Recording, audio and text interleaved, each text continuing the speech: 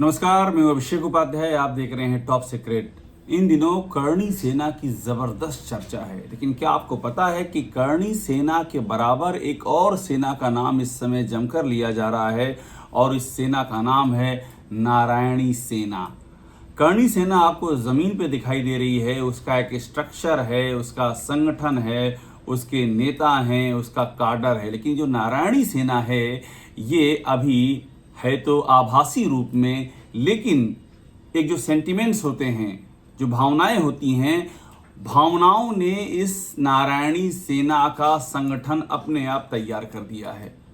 कई बार ऐसा होता है कि आप मशक्कत करते हैं किसी सेना को तैयार करने के लिए, और उस सेना को तैयार करके आप काडर बनाते हैं, आप उसके क्षेत्र तय करते हैं, आप जिम्मेदारियां बांटते हैं। एक लंबी प्रोसेस है संगठन की।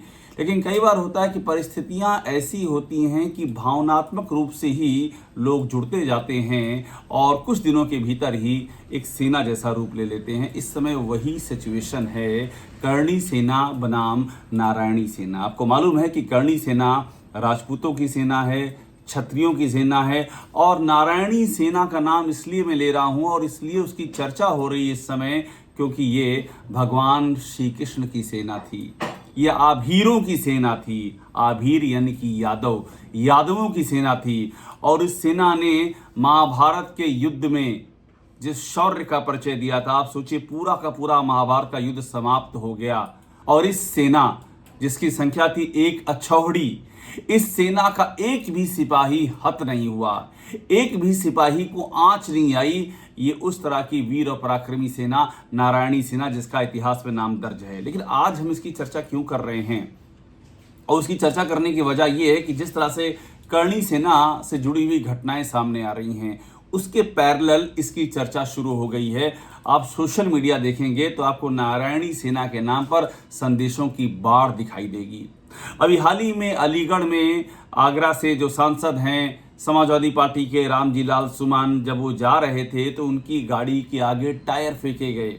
ये काम किया कर्णी सेना के लोगों ने। क्षत्रिय कर्णी सेना, राजपूत कर्णी सेना, और जिस तरह से टायर फेंके गए वो किसी बड़े हादसे का सबब बन सकता था। और ये रामजी लाल सुमन को लेकर के लगातार बयान दिए जा रहे हैं राजपूत क्षत्रिय सेना कर्णी सेना की ओर से कि हड्डी तोड़ कुटाई करेंगे। सरेआम धमकियां दी जा रही हैं। इसके पहले आगरा में उन्होंने एक रक्त स्वाभिमान रैली आयोजित की और उसमें जम करके हथियार चमकाए गए, डबल बैरल की बंदूक चमकाई गई, लाठी डंडे तलवारें चमकाई गई, और ये सब हुआ पुलिस की मौजूदगी में। तो इस तरह का जो शक्ति प्रदर्शन हुआ, वो कहते हैं ना कि हर एक सिद्धांत है न्यूटन का कि हर क्रिया के बराबर और विपरीत प्रतिक्रिया होती है। तो इसी तरह के शक्ति प्रदर्शन ने प्रतिक्रिया के तौर पर नारायणी सेना की चर्चा को जन्म दे दिया। और जब अखिलेश यादव आगरा में रामजी लाल सुमन से मिलने के लिए निकले तो उनके साथ में गाड़ियां एक के बाद एक काफिला जुड़ता चला गया। इतना बड़ा काफिला हो गया कि लगा कि जैसे कि पूरा एक किसी रैली करने के लिए, सचल रैली करने के लिए दस्ता निकल रहा हो। और इसको अखिलेश यादव के समर्थकों ने सोशल मीडिया पे कहा कि यही नारायणी सेना है, और बाकायदा नारायणी सेना और बनाम कर्णी सेना का एक नैरेटिव बनना शुरू हो गया। ये दौर अलग है।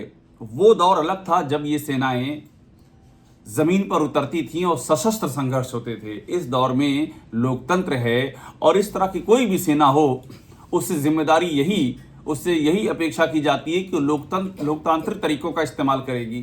उससे अपेक्षा की जाती है कि लोगों के बीच में जाएगी, संगठित करेगी उनको अपने समाज के लिए, समाज के मुद्दों के लिए। यहाँ तक कोई समस्या ही नहीं है, चाहे कर्णी सेना हो नारायणी सेना हो, अपने समाज के बीच में जाए और समाज को संगठित करे, अपने मुद्दों पर, रोजगार के मुद्दों पर संगठित करे, वो महंगाई के मुद्दों पर संगठित करे, उनके आवास के मुद्दों पर, उनकी शिक्षा के मुद्दों पर, स्वास्थ्य के मुद्दों पर। ये सब एक तरह का सामाजिक कार्य है और ये कार्य होता आया है। लेकिन इस दौर में चरित्र बदल गया है। कर्णी सेना की ओर से जिस तरह से हाल के दिनों में जिस तरह से गतिविधियां सामने आई हैं, उसने इस संभावना को जन्म दिया है कि अगर इन जातीय सेनाओं की हरकतों पर कंट्रोल नहीं किया गया तो प्रतिक्रिया के स्वरूप में एक तरह का जातीय संघर्ष शुरू हो सकता है। हमने बात की नारायणी सेना की। आपने चूंकि कर्णी सेना का नाम बहुत सुन रखा है, थोड़ा नारायणी सेना के बारे में भी जान लीजिए कि नारायणी सेना का नाम किस पर्सपेक्टिव में लिया जा रहा है। दरअसल नारायणी सेना यादव जाति के सेनापतियों के नेतृत्व में बनी और इसको अजेय बताया जाता था, अजेय। ये दौर था महाभारत की लड़ाई का। कृष्ण के सामने मदद के लिए पहुंचे अर्जुन और दुर्योधन, दोनों ने अपनी अपनी इच्छा जताई। पहली इच्छा जताई दुर्योधन ने, और दुर्योधन ने यह कहा कि प्रभु मुझे अपनी सेना दे दीजिए, और अर्जुन ने प्रभु का साथ मांगा। दुर्योधन बहुत ही प्रसन्न हुआ जब प्रभु ने तुरंत उसकी इच्छा की पूर्ति कर दी और नारायणी सेना दुर्योधन के साथ हो गई। आप सोचिए, महाभारत के युद्ध में भगवान श्री कृष्ण के आदेश पर नारायणी सेना दुर्योधन के साथ थी, एक अक्षौहिणी सेना थी। इस सेना के बारे में थोड़ा सी और जानकारी कर लेते हैं। इस नारायणी सेना के प्रधान सेनापति सात्याकी थे, लेकिन सात्याकी ये कौरवों की ओर से नहीं लड़े थे, ये भी ध्यान देने वाली बात है। नारायणी सेना को चतुरंगिनी सेना भी कहते थे, और नारायणी सेना की एक कला थी, इस कला का नाम था कालारिपयट्टू। ये जो विद्या थी ये उस काल की सबसे भयंकर प्रहारक विद्या मानी जाती थी। कालारिपयट्टू यानी कि दुनिया की सबसे पुरानी मार्शल आर्ट की तकनीक, और नारायणी सेना इसमें निपुण थी। इतनी भयानक, इतनी भयावह प्रहारक शक्ति ये किसी भी सेना के पास नहीं थी जो नारायणी सेना के पास थी। और इस कालारिपयट्टू विद्या को मानते हैं कि स्वयं भगवान शिव ने बनाया था, और इस कला का ज्ञान उन्होंने सप्तर्षि अगस्त को दिया था। और आपको ये भी बता दें कि उस दौर में जो ये भगवान श्री कृष्ण की नारायणी सेना थी, इसकी संख्या क्या थी, एक अक्षौहिणी नारायणी सेना में का बाइफर्केशन क्या था, वो भी आपको हम बताते हैं। इसमें 21,870 गज यानी कि इतने हाथी थे, 21,970 रथ थे, 65,610 अश्व यानी घोड़े थे, और 1,09,350 पदाति यानी कि पैदल चलने वाले थे।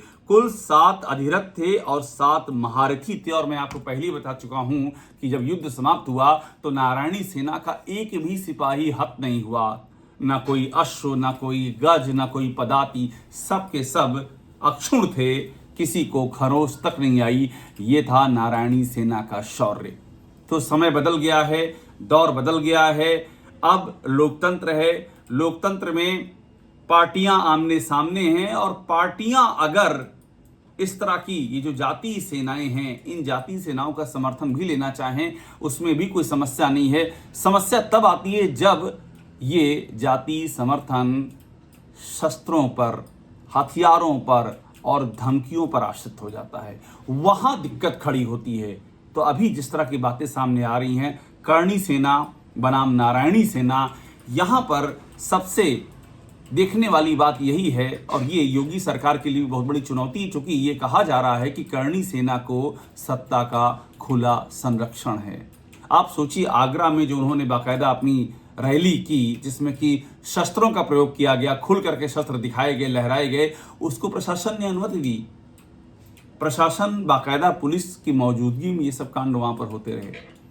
तो ये कहा जा रहा है कि योगी आदित्यनाथ का संरक्षण है, और ये वाकई बहुत ही चिंता की बात है।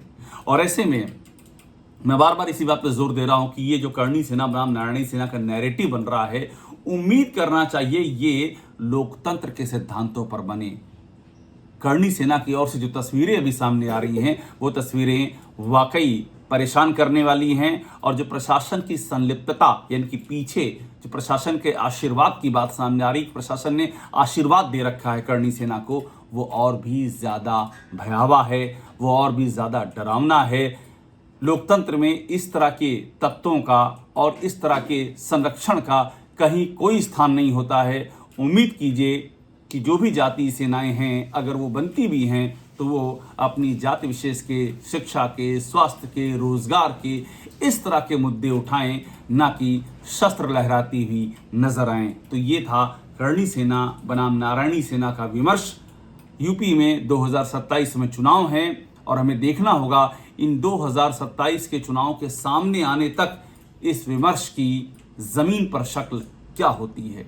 टॉप सीक्रेट को देखते रहिए, लाइक कीजिए, सब्सक्राइब कीजिए। आपको ये वो सारी खबरें यहाँ मिलेंगी जो आपको और कहीं नहीं मिलेंगी, सिर्फ यहीं मिलेंगी।